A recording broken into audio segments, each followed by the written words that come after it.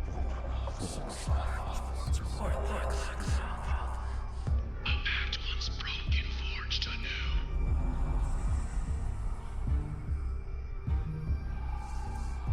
Warlocks forged anew.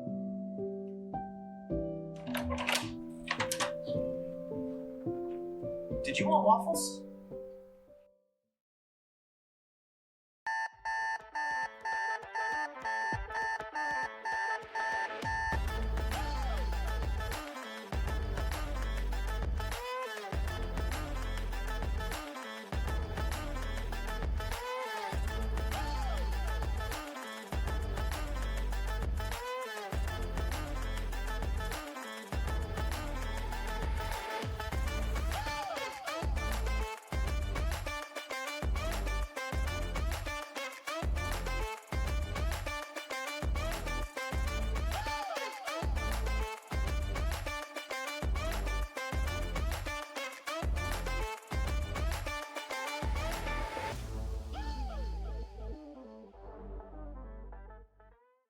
Rolling.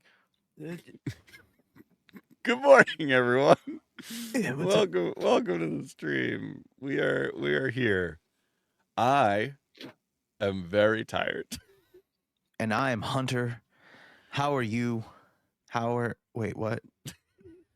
Good morning, Okay, Judy. yeah. How are you, bud?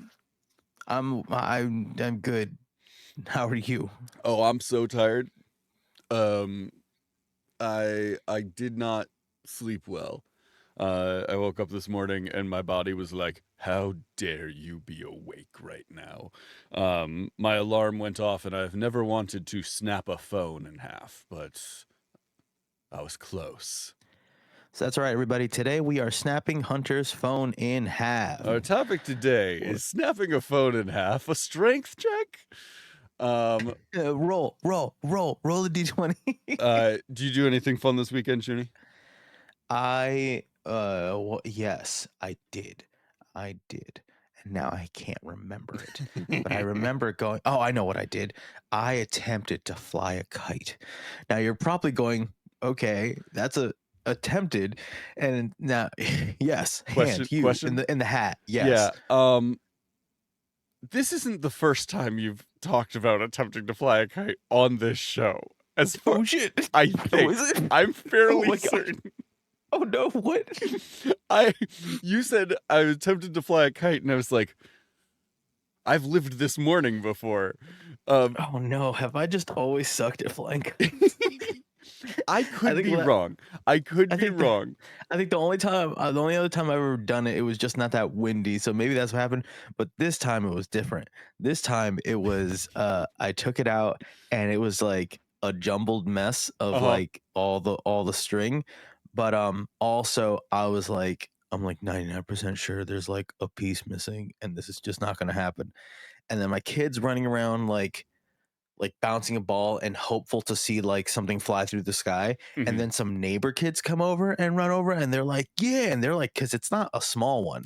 So they're like, oh, little girl's dad's going to build an awesome flying thing. And I'm here like, now I have three Now you children have pressure. whose hopes are and I spent, You're gonna ruin a child's day if you can't. Oh, it was so bad. Can't make this fly. It was so bad. I spent a disproportionate amount of time untangling the string, right? Like it was the most fun like- part for a child to watch. like, let's just say I was out there for like over an hour. I was like 50 minutes tying string, right? Like it was just whatever. And then when I finally get it to like, I mean, I had to jiffy rig like a thing to hold a stick in a certain position because it like would fall out because it was missing a peg or something. And I'm like, okay. And then I went, whoa, and it went up, you know, good, like, you know, I don't know, more than 10 feet, Mhm. and then straight down. And then I was like, well, because you know I have to run back, so I was like, I pull, it flies up, and then I'm like, all right, let me run backwards. And there was a good moment where it was like the kids were like, oh, like, and then it immediately like went straight down, right? I didn't mention I'm near trees, a building. There are wires and the children themselves. So the other time I did this, I was in a field, which was a lot better. Mhm. I felt the wind and I was like, this is good conditions for flying a kite. I felt a Yeah. good strong breeze and immediately ran inside. And then I started building this kite, and then the world was like, you thought, because then I was like, I don't know if it's still windy. It was windy, so windy, Yeah. windy enough that I felt I had to bring out a kite, right? Windy enough And then that I brought your it out. first thought was, this is kite weather. I don't even have to try. I don't even Yeah. have to try to This is fly going to the be kite. The so kite will easy. just, I'm going to be I so might- impressive with this kite. I might lose my goddamn kite. It was how like it was like I was ready like to lose this stupid kite because it was gonna be so dope that I was gonna see it fly off into the distance. And I'm just- instead, it was like I had one gust. It could have been a fucking Yeah. like just one just a cloud playing a joke on me, and then there was nothing. Mhm. And I was like, the whole time I was like, it'll kick up while I'm just picturing those kids going home and their parents being like, "What did you do today, Tommy?" And this little kid being like, "We met a man who couldn't fly." And then being like, "Most men can't fly." And he's like, "No, a kite." And they're like, "Oh, what kind of He idiot sounds- can't fly a kite? He sounds like a loser. Don't hang go out around him with that anymore. man, Tommy. Also, why are you just hanging around some man? Why are you hanging Um, around with strange men flying No, kites no. under I guess if trees?" I guess if I really think about it, if I like pan out, like imagine me, right, depressingly untangling a kite, right, and then you Uh-huh. pan I out do just a all the smidge, and you time. see, right, and then you see like pan out, and you see my child, and you pan out a smidge more, and you see two more children to Uh-huh. add to the pressure, and you pan out a smidge more, right, and there's a bench with two adults. They're just Mm, staring at me mhm. because the parents were there, so they're just watching me, Oh, watching the kids watch me. The parents watched you not be able to fly a Well, kite. they're talking. Yeah. It's like there was a bunch of kids' toys and stuff around. So like our neighbor just has their kids stuff around. They have two kids, so they have like a sand thing or whatever. So Raina's constantly wanting to go over there. So she was just my kid didn't care about the kite. She Right. was just like a slide, bubbles, Right. sand. The other kids were just like fully a Junie endeavor. Junie wanted this kite to fly. My child did not and- care at all. Yeah. No. It was she could have cared less. The other two children, because all their toys were like, hey, that's their toys. It's They their don't toys. care. Those are They're like, oh, this novelty. thing flies. Yeah. Like they didn't understand how it works. So these two kids each grabbed. It was like it's kind of kite that needs two handles to Mhm. fly. Each kid grabbed a handle. Was like, all right, I'm ready. And I was like, I'm gonna be No, untangling I- this for the next 35 minutes. It's no, not yet. I'll Yeah. let you know when. On the So I list, disappointed on the children. list of toys that have the highest probability of disappointment, a kite's gotta be high on that list, right? Like it does Yes. one thing, and if it doesn't do that one thing, it's garbage. It's trash. If it is the like a real kite where it's just like okay, it's like it's got crazy long like string and it's like made to do tricks or something like that. Mhm. Yes, I think for kids, if I was smarter, it would be let's make a kite and you do it out of arts and crafts, or it's like a fun one so they can like even if it's like a fun they can just hold it and run around with it because then it's like cute. Sure. Like I think it's as if you like the more adult of a kite, the more if this thing's not up there rocking 360s and doing barrel rolls, this is just an oversized like what you can't do anything with it because it's big. I mean, it's over my wingspan. Mhm. So I'm here like I walked in defeated with this thing. So I'm just walking in with the kite. And my wife's like, "Can you take out that trash?" I was like, "Can you wait a second?" Like it was like from 0 to 60. Like, What was sad was that there I had was to put away this stupid kite. there was no trash. She was pointing at the kite. Can you take out that trash? You also flew a kite. I didn't. I can't remember the last time I flew a kite. Have you ever flown a kite as an adult? No, I know for certain I've never flown a kite as an adult. I don't know if I've ever flown a kite as a child. But we did have rockets that we would launch as I a don't know kid. why. I don't know why I did that. I'm sorry. Um, I was like this. I was like, oh, like like oh, okay. And then it went. I turned into, wait, what the fuck? yeah, just judging me. Um, we watched the Fallout series when it came out Mm, on Prime. hmm Loved it, super good.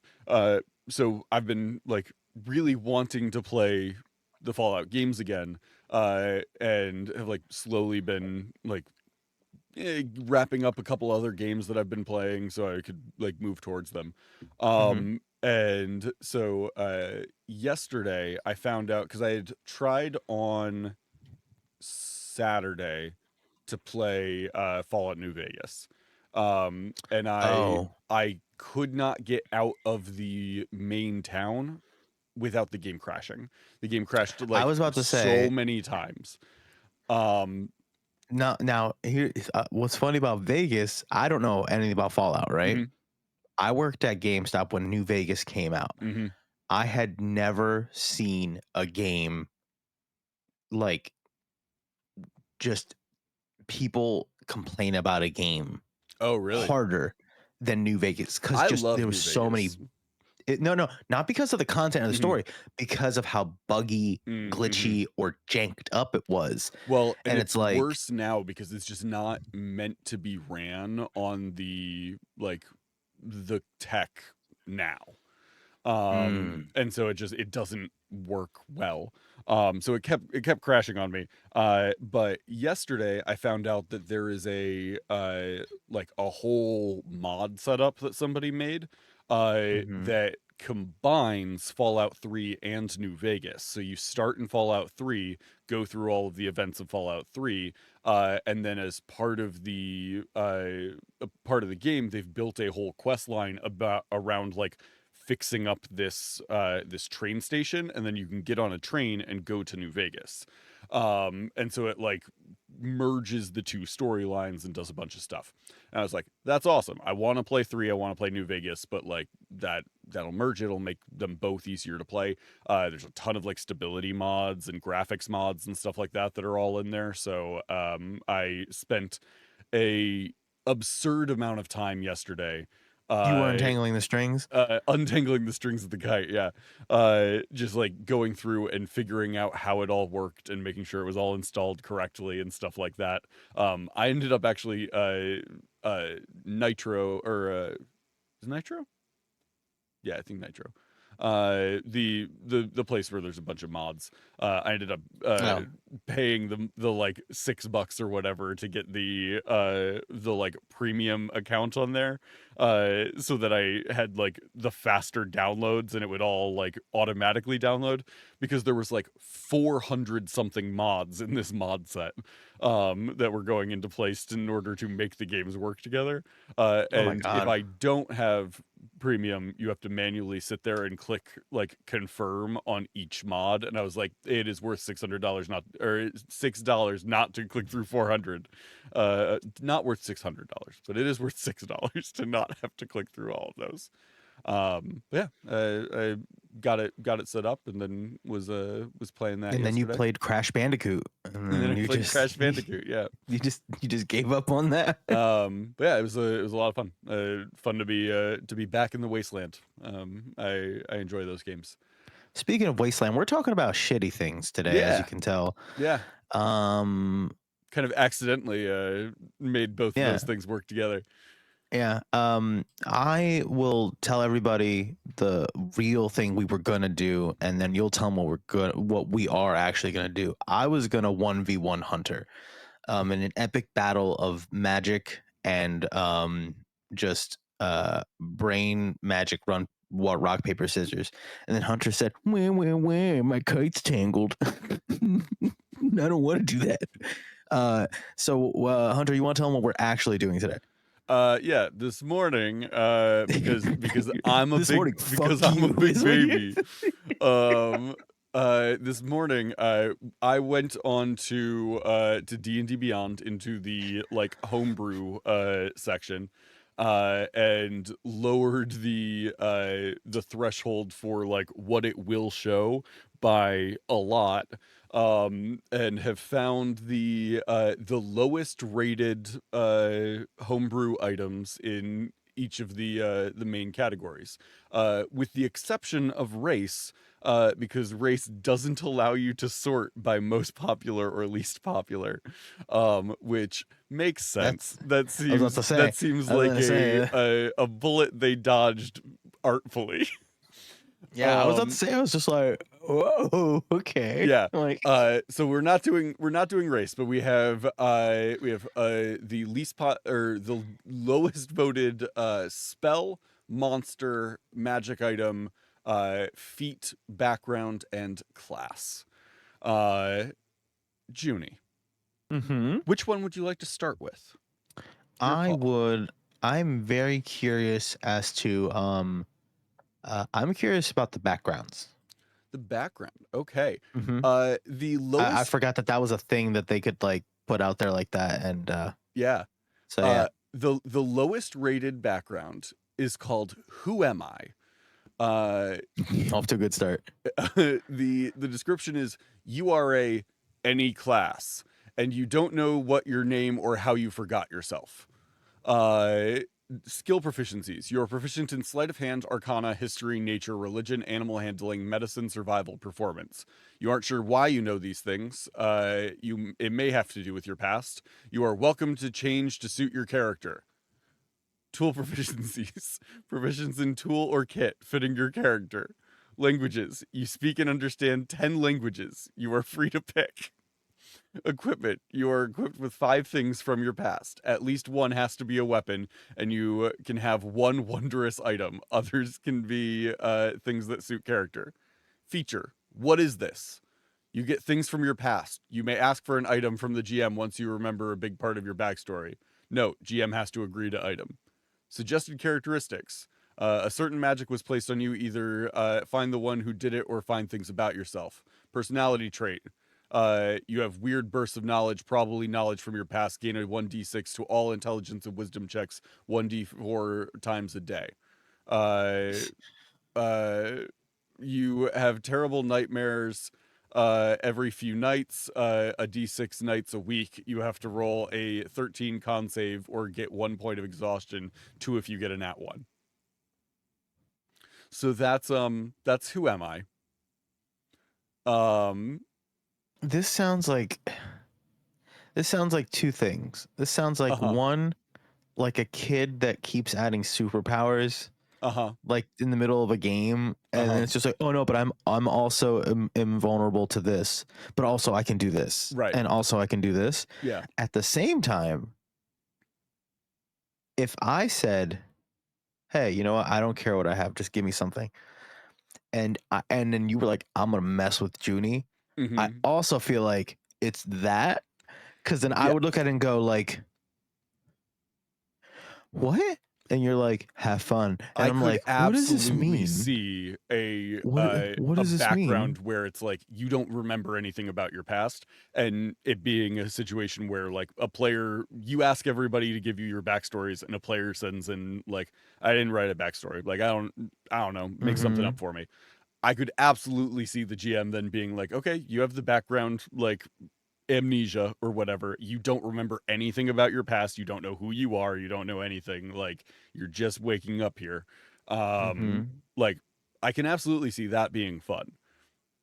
For me, where this breaks down is there is such a weird juxtaposition of, you don't know who you are, you don't know anything about yourself, like nothing, you have no memory of your past, and also here are a bunch of things that you get from your past that you don't remember. Yeah. Like the fact that you speak and understand 10 languages and you get to choose is insane. I would put the languages, the skills, like all the stuff where it says you get, I would put them on a table. And then roll to see which ones you know. Roll not before you make your character, but say like somehow you like build your character and then leave those selections blank. Mm-hmm. And then when it comes to like, common, and then when it comes to like, hey, does anybody speak whatever? It's like, I don't know what other languages I speak. Can I roll? It's like, roll to see what other language you do know. Mm-hmm. And then you are figuring out who you are as you See, go. I think that's more fun. I Yeah, because then it's just like, actually, I don't know Elvish. I think I know Draconic. And then they just you roll, then you find out you know Draconic because you finally think about, do I know another language? right. And I then could the also skill proficiency, same deal. yeah, I could also see this being a situation where like if you want to take this background, you can, but like the GM rolls to determine some stuff about your backstory or write stuff about your backstory. Mhm. And then you get stuff based on that. So like uh, you were raised by a tribe of giants. So like you speak giant, but like you don't know that, and why would you assume Mhm. that? You're a halfling. But then you like hear somebody speaking giant and you understand it and nobody else at the table understands it. So they're like, you speak giant, bud. Like I can see that being a fun mechanic. It kind of plays into that like there's a campaign idea that gets circulated every once in a while where it's like everybody gets up, they have an empty character sheet, they don't know what it is, like Yep. what's on Mhm. it, and like you're playing out. And I've always thought that sounded like fun.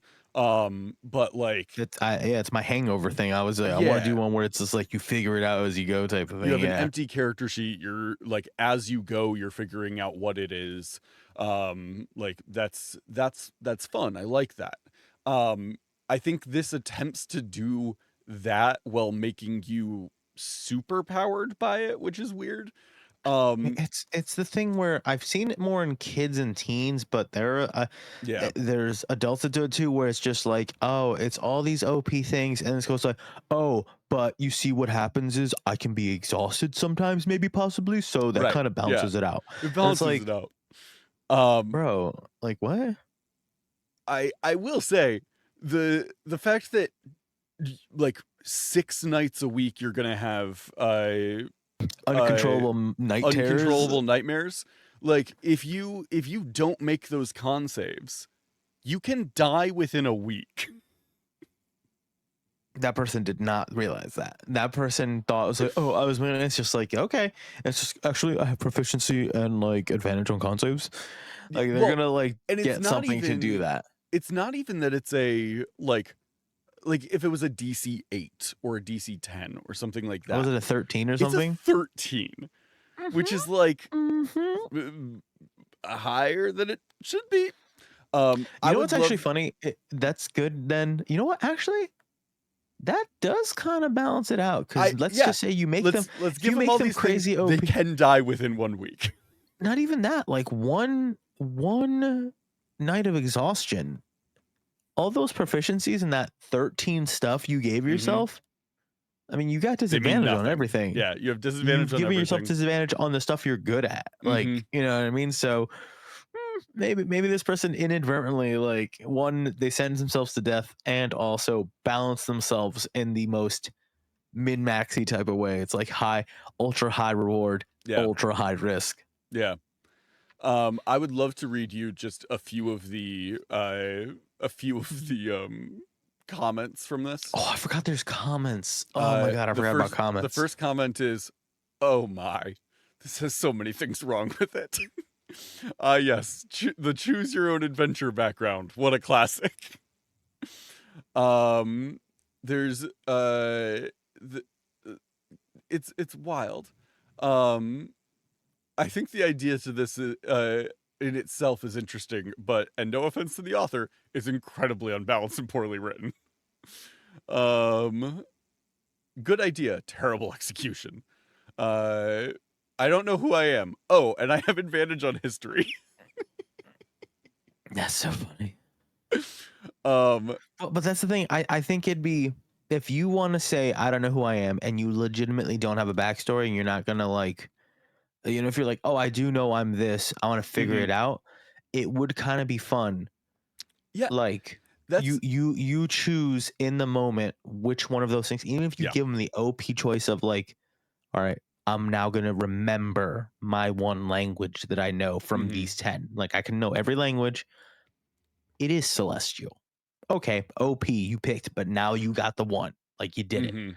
You done did the thing. Well, and I Um, don't know if you've ever had a player at your table who like didn't choose a language at the beginning and they were supposed to, and then they're like Yeah. in the game and they're like, "Oh, I never picked a language. Can I say Yeah. that it's this?" Yeah. Like it happens. Um I I love the I love the concept here. I think this is a lot of fun. If I were to try and fix this, I think that I I think where this is at right now, it just needs like a lot of work. My instinct on like fixing it would be like the they're proficient, like there's just too many things that they are like getting, I and the negatives are too bad. Like the trade-off there is not great. I Um the more I thought about it, the more I think it's perfect. I think that they were a like prodigy perfectionist, like uh-huh. ultra wizard, something that worked themselves to death, or they were gonna die, and then they made themselves forget everything to give Mhm. themselves a fresh start, and slowly but surely they're going back. S- They're going back to I being like too that. good at everything. They're going back to being too good at everything, and they're keeping themselves up at night, and they're not resting because their brains are so big boy strong, and they got these such big brain ideas they can't contain it, and their nightmares are just their ADHD not being tamed because they're Okay. fucking good at everything. You've brought me back around. I'm in. Right? Um Right? I And do so like think it's like you're good at everything, but you have like magic apnea. Oh yeah, my god, it's magic apnea. Magic Oh Apnea my is god. very funny. They holy fuck. I do think Oh my god. this is a background that would have to be given by the GM. I don't think this is a background that If a player came up to a me player and shows up and is like, "This is my background. oh I'm no. proficient in everything." And I get like all these bonuses and I get 10 languages and all of that. Like that's going to be If a no. if a player came up to me and gave it's like, all right, look, this is gonna sound wild, but hear me out, and sold it on like I could die. But what Mhm. if I was good at everything and I didn't want that. You know what I Mhm. mean? Like kind of like a reluctant like savant type of A thing. You know what player I mean? could Like absolutely sell me on this. yeah, but Um, somebody just came in and was like, I'm good at everything right. and I never sleep anyway. I'm an elf, so I don't need to sleep, so I Yeah. don't have to worry That's about the the skill other check. thing is like this is gonna be a Warforged Yeah, who's it's gonna be like something I stupid. don't have to sleep. So like that's the I like they sell I it to you counteract as it. like, no, but you don't understand. I have nightmares every night. And like I have to make con saves, otherwise I take points of exhaustion, and like that could result in me dying. And I'll be like, oh, okay, cool. Like, yeah, sure, let's do it. And then they're like, but I am playing a Calcitar and they don't dream, so like this is kind of not a big deal. I kind Um, of like actually what happened was I was so smart and I was so worried about that. I took myself and put myself inside a robot body that doesn't need sleep. So I don't really sleep. I just power down. So I can't have nightmares while I power down. so anyway, that's the So background. this is perfect. This is secretly This perfect. is So secretly perfect as long as it's we're the gonna if this is the right player and the right GM. This could be fun. mhm.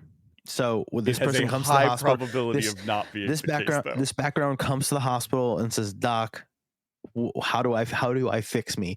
And then we're gonna tell them you're fine the way you are. So this one's Take actually perfect. Okay. take 10 cc's of a good relationship between you and your GM. All right. Next thing. What about let's follow this through line. Let's go to feats. What are people good at? Okay. Here's the thing. What? This one is a little weird. It's called 1,000 Okay. Miles. You may take this feat if you are not greater than level 4 and have a constitution of 9 or less. Also, you must have Okay. traveled through the wilderness on foot for 45 of the last 60 days, or have traveled on foot from one known point to another 1,000 miles apart without your breaks in travel totaling more than 15 days. Add 2 to your constitution. Adjust all previous hit die rolls to reflect your new constitution. Adjust all your other stats that your weak constitution had affected. Okay. Here's the thing, Junie. Mm-hmm. When you hit a level where you can take a feat, Mm-hmm. one of the options is just increase the stat by 2. Like, you either get a stat increase or you take a feat. This is a feat that just increases the stat with a bunch of restrictions on it.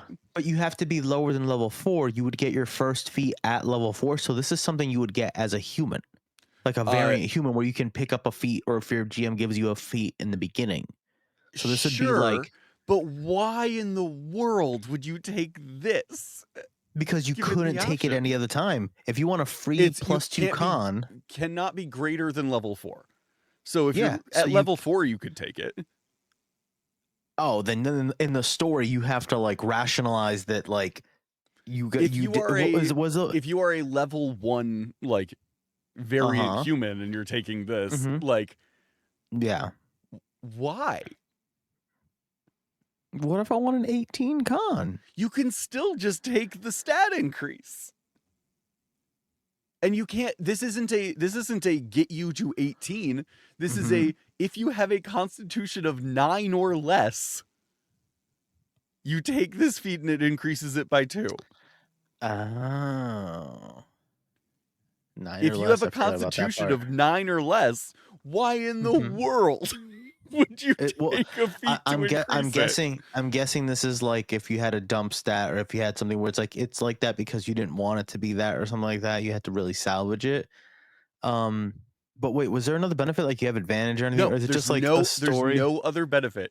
It's a long, like, in order to take this, you must meet all of these requirements. And the bonuses are you add 2 to your constitution, you adjust all previous hit die rolls to reflect your new constitution, you adjust all your other stats that your weak constitution had affected. That's just how increasing a stat works. Yeah, it's just a cooler way to describe like your stat take. So once again, Hunter, this one's perfectly fine. This one is this hospital like sure. This is totally fine. It's fine. It does nothing. It's an unnecessary addition. It's just a way to describe like, all right, so you take 2 points in this. It's like, well, kinda. Actually, I want to walk 1,000 miles. Right. And you know what though? It is kind of like saying, all right, instead of just, all right, we've been adventuring, we did this, I'm better at this, or I want to be better at this. It's kind of going, we've done a lot of this, so I'm flavoring it this way and just saying, because we walk so much, I'm hardier. Like I can handle more, and just say it's doing that for you. Other comments on this one? What are people complaining about? There is one comment on this that I do need to call out, which is this just sounds like ASI with ... extra steps. Yeah. It's so funny.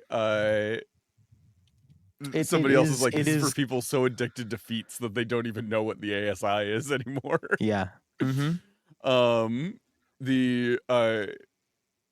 There's also a ton of people being like, you can already, like, this is already an option. Like, you've made the thing but worse. Somebody said they why. Want to be able to just Also say why. On their Consequently, sheet. more why. Did I forget to say why? Another one says, making my way downtown, walking fast, pacing fast, and I'm homebound. You know what I think it is too? Like, I think this would be fun to go with like an outlier feature, the outlier background, Outlander. Because then you can kind of like, oh look, I'm an outlander. I've traveled 1,000 miles. It kind of gives a justification Sure. to like, I look at that map and I can know, or I have, because like, look, Yeah, yeah, yeah. I've walked You're everywhere. you're the You know what I mean? outlander or the hermit or something like that. Exactly. Um, Yeah.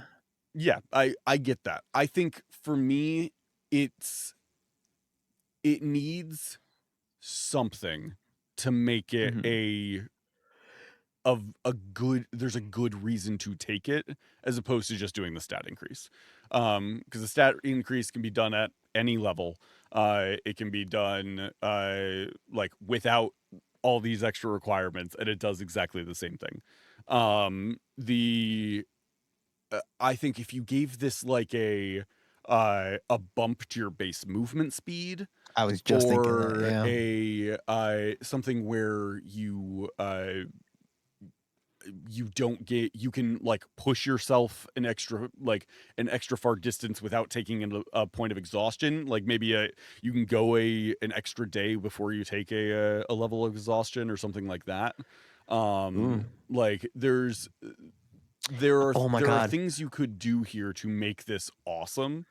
What And if you could instead ignore one it's level not. of exhaustion?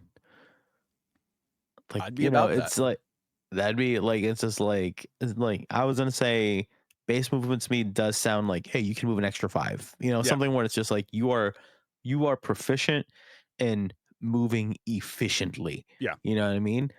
Uh I do think the level cap being level 4 is absurd.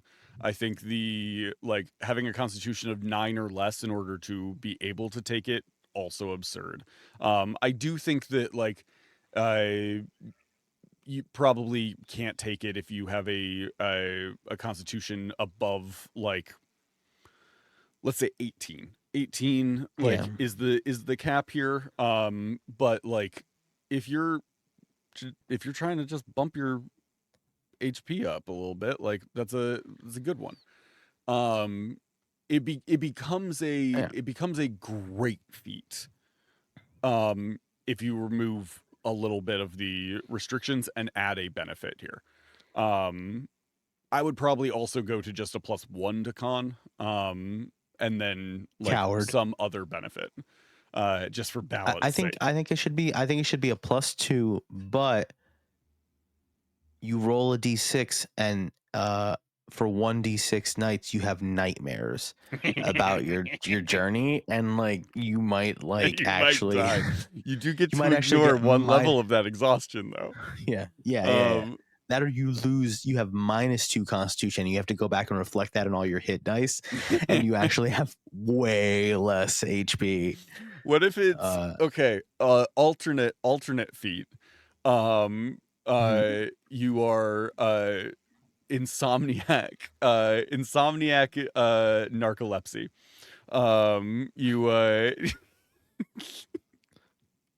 You It's you terrible. every night you roll to see if you have terrible nightmares and can't sleep.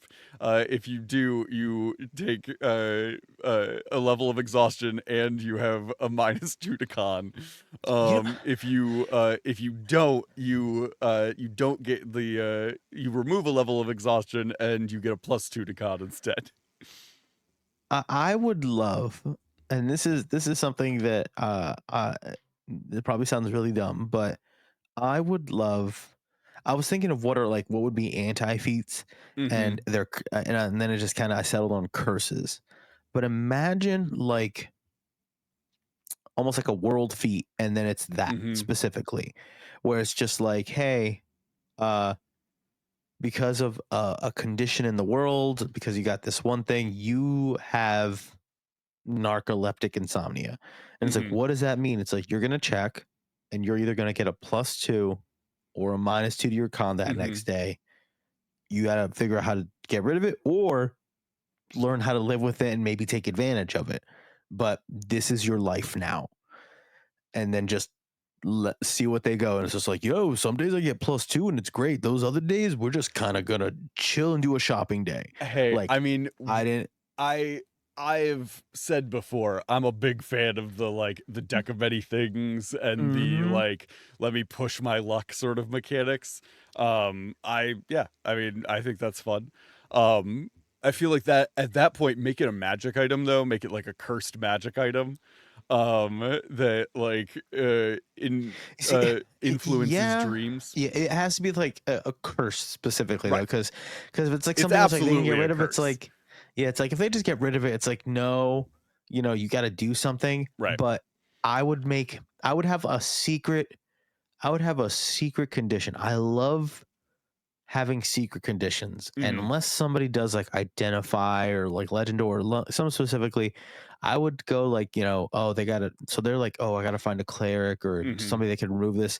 But I would have like a secret condition where it's like I would very nonchalantly ask them like, so what did you eat that day? Right. What were your activities? And if they inadvertently accidentally live a healthy lifestyle and eat proper and have proper diet and exercise, I think I would also cure them and then go like, oh, by the way, your thing's gone. It's like, what happened? I'm like, you can roll, and if they don't roll high enough to like figure it out and piece it together, Mhm. then there's that added fucked up mystery of like, Right. what It's happened? like it's it's a dwarf who gets this this cursed item, and then they go off and they do their adventure and stuff, and like months down the line you're just like, oh, and by the way, that curse lifted, and they're like, oh, was there a time on it or something like that, and you're like, oh no, you've been out of the cities for like X amount of time, and so you Mhm. haven't been able to go to the taverns. And if you're sober for 30 days, the curse lifts. There's that's I love a conditional curse. A A conditional conditional curse curse is is good. very Yeah. fun. I always go back to like the Princess and the Frog, right? Like you're cursed to be a frog, but if you kiss a princess, you get to be a person again. Um, All right, so this what's one, next? the remedy for this one is to kiss a frog Yeah, kiss a and stay frog. sober for 30 days and proper diet and exercise, and then it'll be Kiss better. kiss All a right, sober frog. kiss a sober frog. It's hard. Prescription Frogs drink, written. man. Go to a Walgreens and fill your prescription. What's the next one? Your call. You want spell, monster, magic item, class, Class, the subclass, class, whatever. Yeah. subclass. This is a. Can you guess what I feel it's a like you hate all subclass of these. for? You're like, ugh. I mean, there's a reason they Is it a all have is an insane amount of downvotes, dude. yeah. Is it a Think about uh-huh. what is the one that would have the angstiest edgelord subclass? Barbarian? No. This is a rogue Oh, subclass, my friend. okay. Okay. It is, Okay. and I feel like I'm gonna mispronounce it, but I already feel like this is being good. Yeah. it's Abajirai, maybe Abajirai samurai. Um, these samurais follow the code of stealth. They isolate their home island and their massive Japanese style home. Uh, these are the features that you get as this subclass. Death attack. Double your sneak attack at Ooh. 3rd, 6th, 9th, 12th, 15th, 18th, and 20th. Samurai increase. Choose one type of damage. Add 3d6 of whatever damage you choose to any attack you ever make. Wait, hold on. I want to find this. What is it called again? Abajirai, Abaijirai, samurai. Abadrai. Oh, there's one that's improved. What? I'm just seeing Abadrai improved and Abadrai reborn. You probably have your stuff set to show you too high of What should it a be? rating. 0? Here, I just dropped the link into the group chat. Oh, The okay. I found it. Oh my god. so double your Double sneak your sneak attack at all of these levels. Samurai increase. Also, it should be noted, like, there's no levels associated with these like features. Is just these are things you get. Choose one type of damage. You add 3d6 of that damage to any attack you ever make. Extra damage. Choose a type of damage. Add 3d6 of whatever damage you chose to any attack you ever make. Those are different features, y'all. Mm-hmm. Samu corrupt. What? Call upon 10 samurai. Their HP is 50. Their AC is 16. Their weapon is a katana, a longbow, and 2 daggers. They're all drow. Sweep of the Specific? dragon. The powers of the Samkarat are unleashed within you. A Chinese-style dragon bursts from the ground and eats you. You are now that dragon. After 7 hours in this form, the dragon lands at the nearest land and fades into you. In this form, your HP is 150, your AC is 18, your flying speed is 140, your ground speed is 15, your attacks are fire breath, which does 5d6 times 6. Wait, the what? other attack is a tail What? whip, which does 10d6. Final breath. 5d6 times 6? Correct. So, okay. Final breath. Your HP increases by 100. Your AC is now 20. You may and any attack you make becomes 30d6 plus sneak attack. Well, all these things come at whatever your subclass features kick in. So that's where these things come in. Except it doesn't say that. It doesn't say that, but you can see where like why final breath is there, because that would be like the final class feature. So I understand where they're supposed to go. They're real broken. So what we're gonna do is look at all of these things and then make it what it really is. Okay. So followers of the follow code of stealth. This guy is like a Chinobio, like the guy that shops at like mall like ninja stores. Mm-hmm. Like he wears a fedora. This guy wears a fedora, right? I love the fact that like they're talking about samurai stuff. They mentioned that they live in a massive Japanese style home, but when they get to the dragon stuff, they're like, summon a Chinese dragon. Yeah, it's that like, was interesting choices. But they're isolated. Their home island. They live with their mom. First of all, they live in and it's this Moi Joy. That's just mom's basement, right? We're talking about the character with this subclass. Yeah. This is what all this means. I'm just translating it. Oh, good. Thank you. Double your sneak attack at third.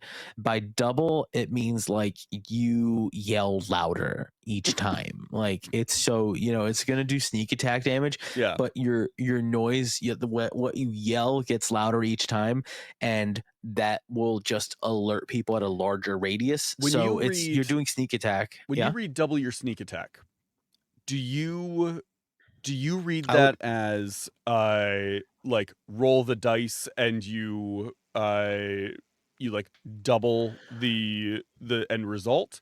Do you read it as your like you get access to doing sneak attack more times in a round?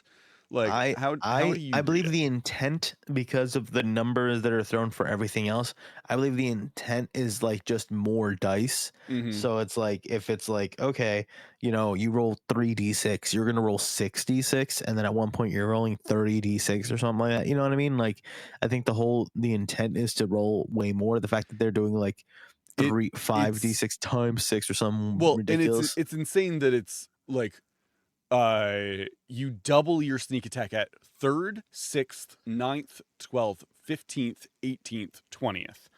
Each of those is a doubling of your sneak attack. Which is an insane amount. I think it's supposed to be double from what you're supposed to have at that level. I think that's the intent. But what about the levels that aren't those things? What do you mean? So like 3rd level, you double your sneak attack. Then you have 4th level, 5th level. So does it just stay the same for 4th and 5th level?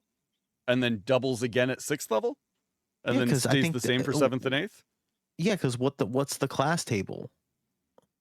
Whatever the class table is for Rogue. Let's see here. Yeah, I'm looking at it now. Class features. So I may just be stupid. 3rd is Rogue archetype, and then 9th is Rogue archetype. Your sneak attack is your sneak attack goes up on 3rd level, 5th Third, level, fifth. 7th level, 9th level, 11th level, 13th level. Yeah, like it these do not go up at the same time that the that these are supposed to. Well, Well, look. So if it's 3, so instead of 2d6, it'll be 4d6, which is ridiculous. And then it says 6. So 6 is supposed to be 3d6, so you'd be 6 instead of 4, and then 9 instead of 5d6, you have 10d6. Mm-hmm. So it's like whatever, because yeah, I think it's like almost like skipping like it's like leapfrogging. Mm-hmm. So at 20th you have 20d6. What you would have, which is dumb.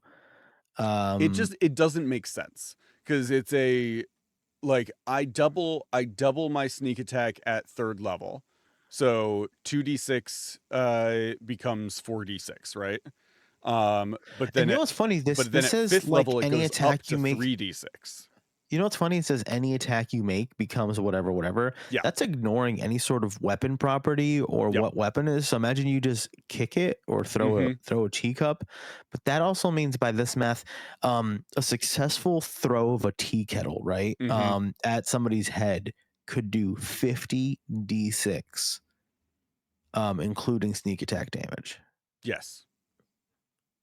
100 d6 if you get a crit. Mm-hmm.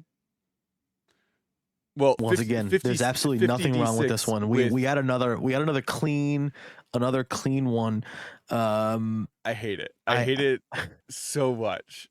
It's pretty bad. It's like the other thing with this is like every feature here is bonkers. Like the doubling your sneak attack is insane. Like there's no, you can't just say double your sneak attack at these levels and not provide additional context on what you mean here, because this is wild. It's also, those aren't the levels that like your sneak attack increases on. So like what's going on here? Anyway, This is a younger person. This is somebody who wants to do the most damage ever. Like they don't understand balancing. They just This is somebody right before they get to the point where they realize, oh, I guess people are going to complain about this. So every night you roll 1d6 and you have a nightmare for 1d6, and then you actually roll negative. You have to divide your sneak attacks by half amount of dice. So I'm gonna call upon 10 samurai, but there is a 50% chance that the samurai will turn on me because I've abandoned my oath. And then I will be betrayed. So the encounter will become us fighting a red dragon and my 10 samurai because they betrayed me to my evil underlord brother, who is also vying for my kingdom. Also, they're all drow. They're all drow because those are the coolest, like most edgelord of the playables. In a non-problematic way, they're just way. They're just dope. And they're all drow because drows have a matriarchal society, which honestly is a better society if you think about it. But like, I feel like females all over the place. I'm kind of a feminist. I empower females all over the place. What? Also, because I had a nightmare, all my attacks heal people for 50 damage. What? I had a nightmare, so like because I had a nightmare, I'm gonna turn on my companions. And they're all asleep and I'm on watch. So I kill them. I will stab them while they're sleeping. They don't have their armor on, they're asleep. That's instant crit. I double my sneak attack. I double it again because I'm 6th level. I get an extra 6d6 on top of that. 3 of that is psychic, the other 3 is radiant. Also, I just rolled a 17 for my wisdom saving throw for some reason, and my Chinese dragon's a robot. Also, they're in love with me. So they love me and hot and have. I'm stopping. I'm just gonna stop because I was gonna go. You don't know them. They go to a different school. They're so hot. My Chinese robot dragon. My Chinese robot dragon is so hot. Yo, that's a sticker. My Chinese robot dragon sounds like a cool sticker. My Chinese robot dragon girlfriend. It's so high, yeah. Oh my god. My Chinese robot dragon girlfriend does absolutely sound like a Nickelodeon TV show. I don't know about that, but I mean, it's definitely a sticker we're gonna have in our shop. Jake Long, American Dragon, and Jenny the Teenage Robot are both real shows on I believe Nick and Disney. But my Chinese robot dragon is hot and goes to another school. I don't know, man. I'm not saying that whole thing. I'm saying my Chinese robot dragon girlfriend sounds like the title of a show. It also sounds hugely problematic. It's very problematic. Which one do you want to do next?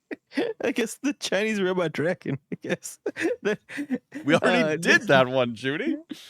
Okay, all right. What are we talking about? Magic item, monster, spell. Okay, magic item, monster, spell. Let's do magic item. Magic item. This is the Necronomicon of the Undead. Wondrous item, legendary, requires attunement by a sorcerer or wizard that knows necromancy spells and needs meditation. The Necronomicon of the Undead has a hard skin leathered covered book. The Necronomicon of the Undead has a hard skin leathered covered book with many spells that hold the power of necromancy. The cover of the book shows a face that seems to have came from a real human but was ripped off of its head.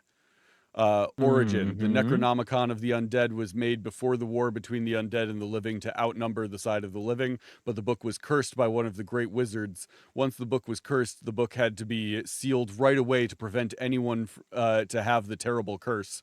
Many have tried to get the book for years, but none have passed the trial by the necromancer, the guardian of the book. After a few years guarding the book, the necromancer was filled with greed and took the book for himself and his desires. To regain the book, the great wizard killed him once and for all, and he has returned the book to its rightful place. Powers. The Necronomicon of the Undead grants the power of summoning any number of undead creature. Curse. Whoever wields this book will have an eternal curse casted on them once touched. The curse will not let you throw or let go of the book until you die. The only way to lift this curse is when rolling a dice if you use up all the charges of the book. There's no charges on this book. And also, the curse is oopsie daisy, you can't let it go. You can't get rid of it. Oh no. I gotta put it in my pocket. I gotta put it in my shirt. You can't throw the book, Judy. Okay, so can I clamp it in my teeth while I like wash my hands after using the bathroom or something at least? Uh-huh. Okay. You can't get rid of it. All right. Well, I mean, okay. Somebody commented, the only way to lift this curse is when rolling a dice if you use up all the charges of the book. What charges, bro? That's the joke. You can't get rid of it. There are no charges. Man. So that's actually kind of funny. You can't get rid of it.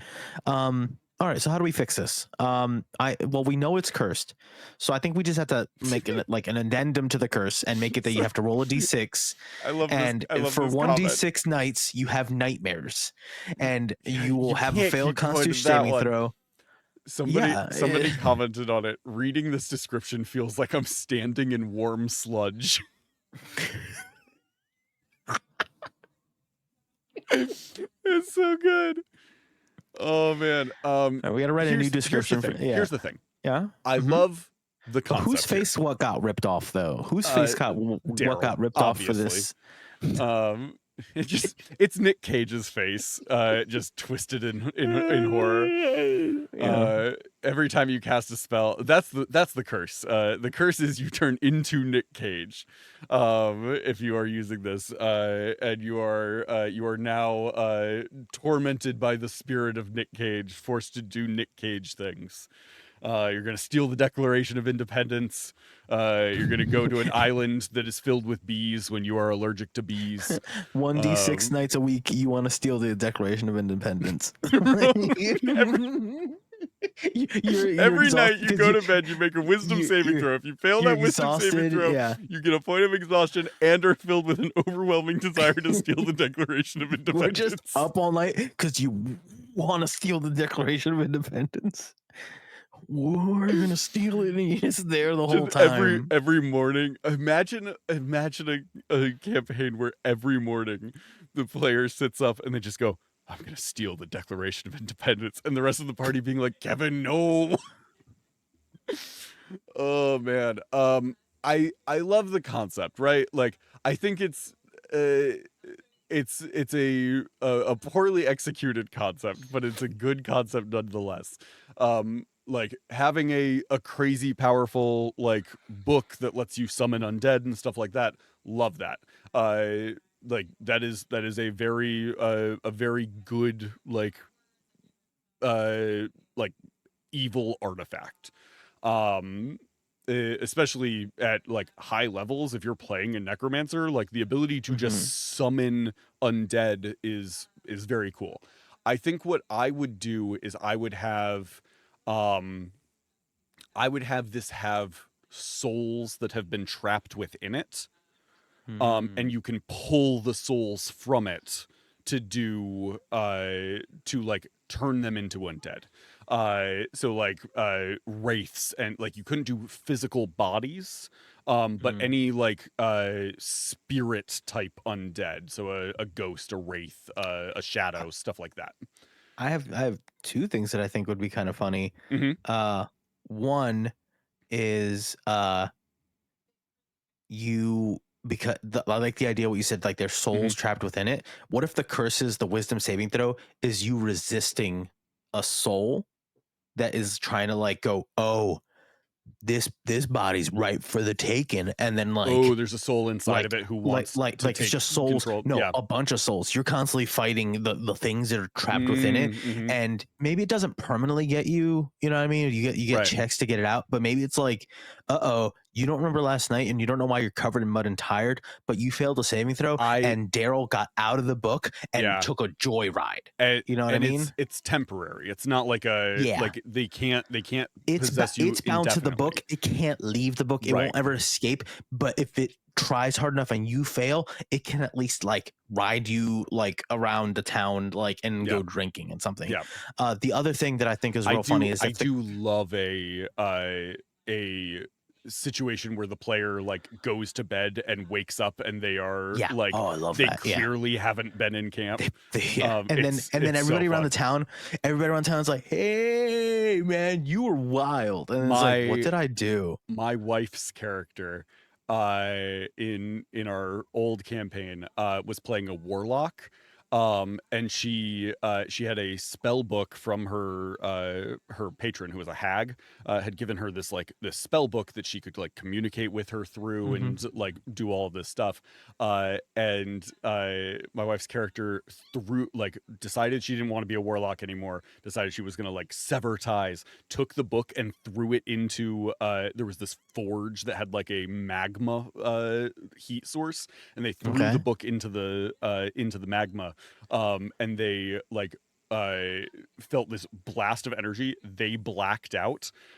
They had also, prior to that, had gone to the temple to talk to this like very powerful priest about getting their like pact broken, and the priest had told them that they could absolutely do it, like come back tomorrow, they'll have everything ready to go, and they can break that for them. And so then they had went back to the forge, they'd thrown this book into the magma, they blacked out, they woke up in the morning covered in blood in their bed with the book sitting on their nightstand. And then like they started going about their business. They like get cleaned up, they get their stuff together, they're real worried. They like go out into the street and start heading towards the temple, and they see that there's guards all over the place by the temple. And mysteriously the priest had been murdered in the middle of the night. And the whole party was like, my wife's character was like, I think we need to leave. I think we need to leave like right now. We need to committed a leave murder. town. I think I killed I think him. we did it bad. It's yeah, it's Yeah. super fun. About this thing, I would also leave it unchanged. And maybe the caveat of like you can summon an unlimited undead, but you got to be in this one spot during a full moon. Something dumb, right? Like some little thing, but you can summon unlimited undead. But the only thing I would do is I would make it. Let me hold on to my mic for this. I would make the town they're in the clumsiest town on the planet, because guess what? Everybody's gonna bump into this wizard, and everybody's gonna touch the book, and everybody's gonna get stuck to the book because nobody can let it go. Anybody that touches this book has to touch it, and then it's a bunch of people like, no, you let go. No, you let go. No, you let go. And then it's kind of like a Katamari, like everybody keeps snowballing onto the book, and now it's 12 people on the book. It's like I'm not gonna let go. I'm gonna kill this guy. I'm gonna chop him off. And it's just a bunch of people holding onto the book and almost like trying to steal the book from one another. And it's just like it's so just good. have Like it. it's like the Elder Wand in Harry Potter, where it's like somebody will attempt to kill you to take it, but more like slapstick, slapstick. Scooby-Doo style, like and then just trying to take the book. Kind of a different direction. If you give this charges, where like the charges will regenerate like every I feel like 1d6 nights where you don't have a nightmare. Right, you go 6 nights, and as when you're attuned to this book, every night you have to make a con save, or the ghosts inside it are going to give you nightmares. If you took this book, nightmares fix everything. I can say from experience they don't. If you took this book and you give it like a set number of charges, and I think like you got to make it like a spooky book, so like the charges restore at midnight every night instead of like dawn. But you make this book have a set number of charges. If a charge has been used, and you can use the charges to just summon various undead out of it. If a charge has been used, if there is an empty spot in the charge list and a creature dies within a certain radius of it, their spirit immediately gets sucked into the book. And is just also now imprisoned in the book, which means that if a necromancer is using this and they like you pull spirits out of it and one of their party members dies or they die or anything like that, they're immediately imprisoned into the book. So I like somebody goes down in a fight, you're gonna get imprisoned. It also means that like like if you're mid fight and you use like these undead and they start killing your enemies, those enemies are gonna get imprisoned as well. And I think if somebody is imprisoned into the book, then a charge restores. Like there's ways that you can make this a terrifyingly powerful item and also an absolutely cursed item that you should not have in the party. But as is, the power being you can summon any number of undead creature, and the curse being you can't get rid of the book. You can't throw it at people. Whoopsie daisy. I do think it's wild that it says the curse will not let you throw or let go of the book. Like, okay. Like I wasn't planning on throwing this artifact. No, but like that, it makes it sound like you can't put like it needs to be in one or both of your hands at every instance of the day. So like eating a sandwich is impossible. Interesting. Do you understand what I mean? Like you can you can transfer hands, you can at least use the bathroom. But if you're like, oh, I need to use a fork and a knife, you're gonna have to like use 3 fingers to hold the knife, and then this hand holds the fork because you just can't let it go. Mhm. maybe you can, I don't even know. I was gonna say even, I don't even know if you could like clamp it under your arm at least to whatever. I'm imagining whatever the curse is, you will always not have use of one or both of your hands. Mhm. Oh, cool. I have this ultimate spell book. I can't open, like I can open it, but I can't like do anything else. I can't rifle through the pages really well because I have to hold on to it with both hands, Mhm. which kind of is funny. Like then it's just like your quality, like, all right, I'm gonna cast this spell. All right, well, there's like somatic components. You can't cast other spells because you don't have use of your hands. Mhm. You can't use that wand of whatever because you can't use your hands. Right. So it's like ultimate spell book. You have to Yeah. go poop now. What do you do? Like, oh no. What hand did you pick up the book with? Because it's stuck there now. Ooh, you're right-handed and you have to poop now. Ooh. I do think it's there. I There is one like piece of wording here that I do think is very interesting because it says whoever wields this book will be cursed. So to me, that Mhm. means whoever uses it. It's not whoever touches it. It's whoever uses the book. That's a good point. That's a good point. So if somebody like if the party found it and they Mhm. like pick it up, the curse does not extend to them. But Okay. if Mhm.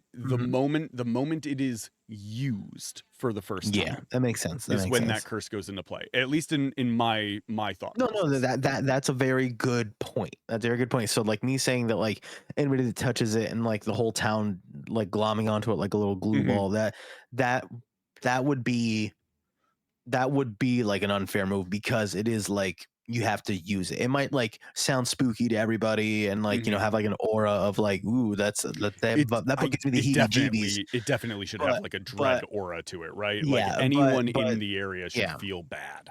But there should be there should be a difference from like, yo, that thing's weird and it makes me feel icky Mhm. versus like, yo, you done messed with powers that you should not. So guess what? You can't poop now because your hands are stuck to this book. Like that should be that. Which hand were you Uh, holding the book in when you summoned the monsters for the first time? Because that yeah, hand is permanently glued to the book, baby. you can't let it go. No, I'm Um, right-handed, but I picked it up with my right hand. all I'm right. gonna have Do to you want wipe left-handed now. Oh, that's a nightmare. Ah! All right, so wait. Do you want to save spells and monsters for another time? I mean, it's only two things. Okay, if you think we can go on through I them think they're quick, quick. okay, go for it. Let's do monster. The monster is the commoner, and in parentheses, assassin. What? Um, What? Hold on. What? Medium humanoid, lawful evil, armor class of 10, hit points of 12. They've got a plus 30 to sleight of hand, plus 30 to stealth. They speak common, and thieves can't have a challenge rating of 1/8. They have one What? action. It is Deathly Dagger. It is a melee weapon attack that is plus 20 to hit. A reach What? of 5 feet, one What? target, hit of 1 slashing damage. If the target is a dragon, humanoid, celestial beast, monstrosity, fiend, fey, or giant, they suffer instant death. What? And then it says description. What? Commoners include peasants, serfs, slaves, servants, pilgrims, merchants, artisans, and hermits. It doesn't say assassins. So, Top comment. uh, Why is the challenge rating 1/8? Not only does it have an insta kill effect, but the attack bonus is plus 20. because it's, I guess the combination of where like this peasant commoner would be and a dragon would be Mm-hmm. is unlikely. So it's like they would be fighting the party. So it would just be like, it would be like a farmer or a shopkeeper that's just like above average with a knife, like they're a 10.5. Like, Mm-hmm. if 10 is average across the skill sets, medium, Yeah. it's like they're a 10.5 or an 11 on like, oh, I'm really good at butchering meat, like, for like, chicken or cow. like they're that good with a knife, but Mhm. heaven forbid it's just like, oh yeah, no, I'm just an average, you know, my day job is I run a shop. I'm descended from a line of god slaying assassins, and I guess it's kind of in me a little bit. 1d6 nights I go out and I kill a Yeah, dragon. yeah. But like I actually just prefer, you know, good old 9 to 5 and you know, going back home and chilling with my Chinese robot girlfriend. Um, but It that's is pretty a much it. they have a plus 30 to stealth, a plus 20 to hit, and if they Mhm. hit you, you die immediately. Not you. If they hit a celestial, a dragon, uh, A dragon, a humanoid, a celestial beast, monstrosity, fiend, fey, wait, or giant. it says a humanoid. Yes. If the target is a dragon, a humanoid, celestial, beast, monstrosity, fiend, fey, or giant. The only things it I doesn't heard all the other include things. I are didn't hear just regular people. I heard of all like the weird things I would plants, not normally undead, see. aberrations, constructs. I think those So are the only ones. as long as you're all robots, If you're you are fine. a living creature that isn't a aberration, you die Okay. immediately. Plus 20 to hit, 30 to stealth. So if I am wanting to be hidden, I'm hidden. Nobody's gonna see me. Mhm. And then I get an advantage on the attack roll with a plus 20 to hit, Mhm. and then you're dead. Okay. Now I will say, only a 10 armor class, only 12 hit points. But I feel like any creature that you will not see coming and will kill you in one hit with a pretty much guarantee to hit you is not a challenge 1/8. Yeah. I'm guessing that They have a base dex stat of 30. wait, what? Their stats I are thought it was strength 10. 10, dexterity 30, constitution 10, intelligence 14, wisdom 14, charisma 12. Okay. This to me reads as a GM who was like, Yeah. I want one of my player characters to be dead. Like Yeah. I need to get rid of one of them. I'm going to make this thing. There's no justification for this. Also, anything that is a like instant death should Yeah. have a very good reason for it. Cuz like Okay. granted, it has one attack.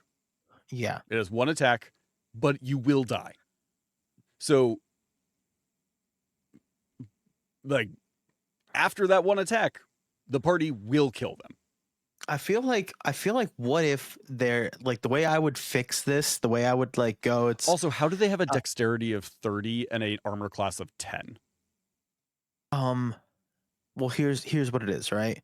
Bare That minimum is it should be 20 if they they're not wearing have any armor. I'm so they sorry, I keep have interrupting. they have only that level of speed when it comes to a thrust, like one thrust attack, right?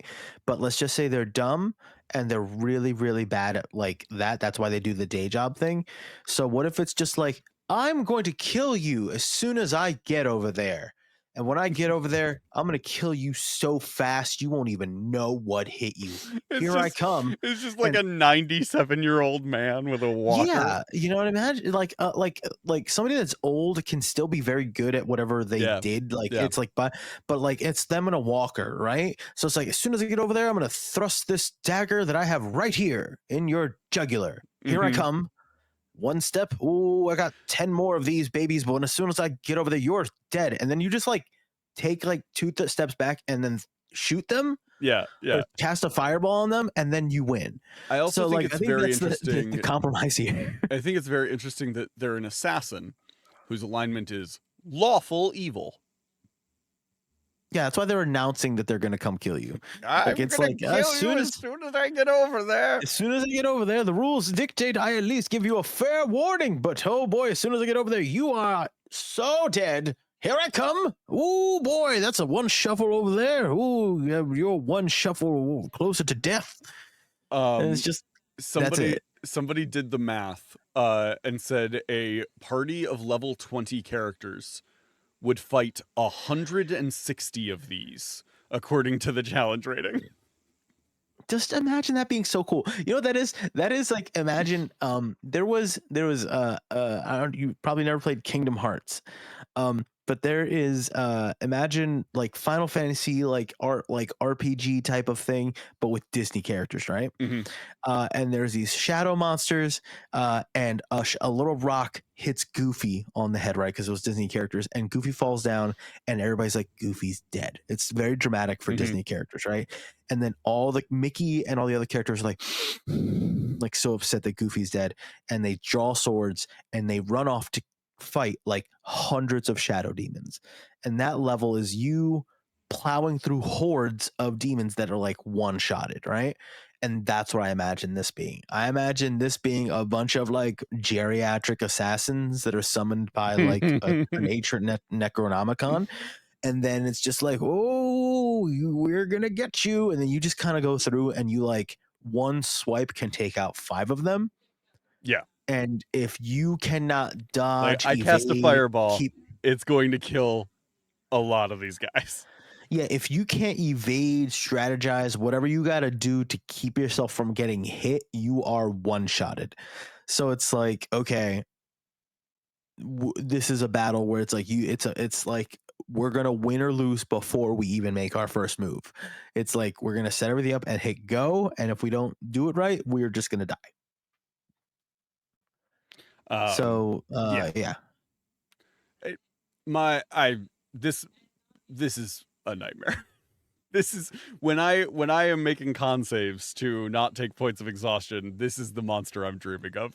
Is just a assassin who I will not see, and I will die when he hits me. Okay. So Spell. yeah. You ready? Spell. Quick me. Yeah. Quick It's spell. first level spell. Casting time of a Cool. bonus action.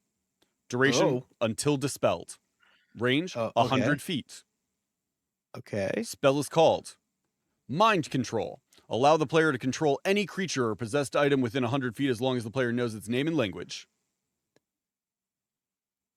First level spell.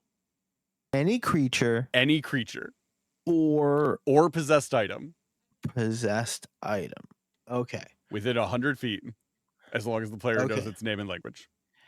I feel like the First way level this spell. works is, I think that the way this would go, I think this is a conditional spell.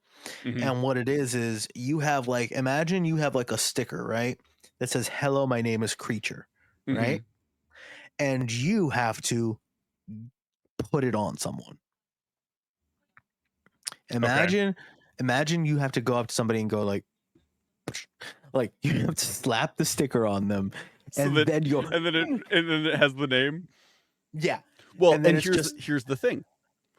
If it's an action to put the sticker on somebody, this spell is a bonus action. It's a bonus action. Yeah. It is so also you gotta- only available for Warlock, according to the tags on this. It is a Warlock-only spell that lets perfect. you dominate somebody within 100 feet until it's dispelled. There's no, like, time You got to on put the this. sticker on them. You got to put the sticker on them, and the range of 100 feet gives you the opportunity to be like, all right, I can put the sticker on them and I can go away and then dominate them.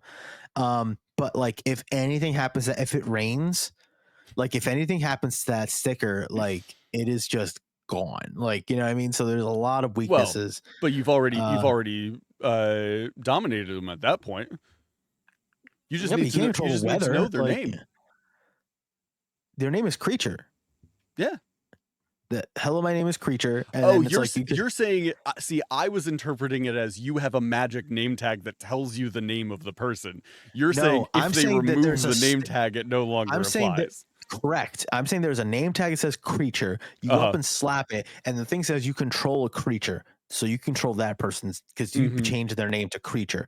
But if that sticker gets washed off, altered, if a smudge changes a letter to another letter, that's not their name anymore. You lose control. I love the concept of like tricking somebody into this by like giving them a nickname where you're like, I'm gonna call you Bucky, and they're like, oh cool, yeah, you can call me Bucky. And you're like, haha, screw you, Bucky, mind control. It's kind of like that, yeah. Like it's like you got to work for it, but you get it, and it can be very easily like just messed up. I will say the there's fact that you another. need to know its name is something, but like the fact that this is a first level spell, if you are like there's the mayor of the town or like the Mhm. emperor or something like that. If you can get within 100 feet of them, you can mind control them because you know their name. Oh no, that's what I'm saying. Like that the way as written, you are saying it was correct. I'm saying, if this thing is in the hospital, how we would make it better. Mhm. I think the caveat is you need to slap a sticker on them with a name that says creature, and as long as that sticker's on them, it's working as written. Otherwise, then yes, it is overpowered. But the balance would be anything could happen to this sticker or anything can happen to this thing, and Yeah. it just totally breaks that spell and it's done. You I- only have one sticker. Imagine having one sticker and that's it. You can only have one. At that point, it's a magic item, not a spell, though. Yeah, it would suck. It would suck if you picked it and you leveled up. Imagine if this is instead of a bonus action, this is a reaction spell. And the triggering action is when somebody shakes your hand and introduces themselves. Oh my god. So it's just this warlock running around trying to get people to shake his hand so he can like dominate them. I will also say there is no so it's a casting time of bonus action. There's no time limit on this, and it's not concentration. I was about to ask if it was concentration. So like if you know the name of the person, you can just dominate that. Like if you're from a small town, you can dominate you owe that them for the rest of your entire life. town. Yeah. And like, if it's like that, then there's no limit. Then can you not recast it? Yeah. Well, it has to be concentration because that it's means not. if it. But It's what does not it a say? Until it's concentration, despelled. It says until it's until it's dispelled. despelled. Yeah. That means you're concentrating on it. You're No, it means that keeping somebody it would up. have to cast dispel magic on it. Continual flame isn't a concentration spell. It's just a indefinite duration. If somebody casts dispel magic on it, the magic goes away. So can you cast this again, or does it Yeah. like is it like an artificer spell It is where like it a undoes first the level other one? spell. Because I know with Now, artificer granted, stuff, like if it's a warlock, so you have limited spell slots. correct, But still, okay, it's going to take me a week to yeah, to dominate this tiny little town. yeah. Like it's a first level spell. Yeah, every short rest you get your spell slots back, and then you just Oh keep my! doing I it. didn't Like, even that's think just- about short rest.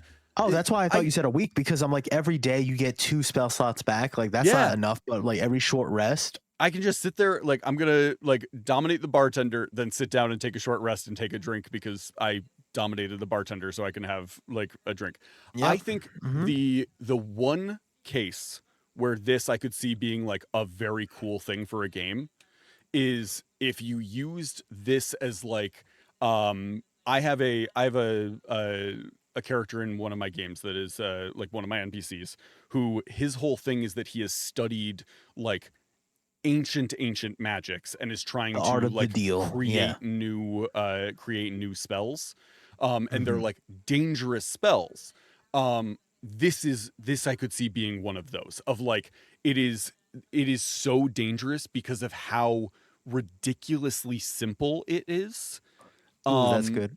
And so like this isn't a spell that characters should know, like that players should have access to. It is a spell that like the players are sent to try and get rid of somebody because they are creating spells like this.